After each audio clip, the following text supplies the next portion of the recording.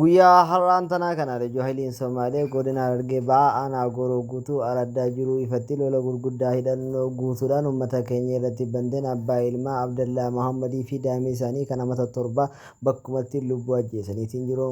Lola kanaafis hanga ammatti manneen jiraattotaa 60 ol ta'an akkuma suuraa irratti argitan kana barbadaa'anii oomishni isaaniis tokko osoo hin hafin qe'ee fi qabeenya isaaniirraa uummanni keenya buqqaaniitiin jiru.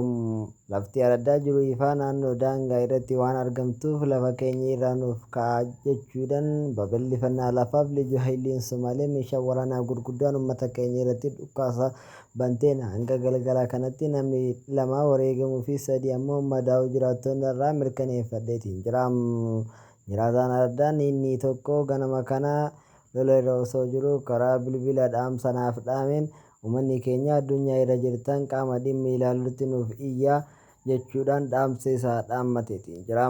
Dhaamsa kanas sheer waliif godhaa. Maddii oduu kanaa immoo fuula feesbuukaa Saaladiin Abdii irraa odeeffanne. Hanga xumuraa qopheetti waan dhaggeeffataniif guddaa galatoomaa. Dhaamsa kana sheer waliif godhuudhaan qaama dhimmi ilaallatu biraan nuuf gayaa.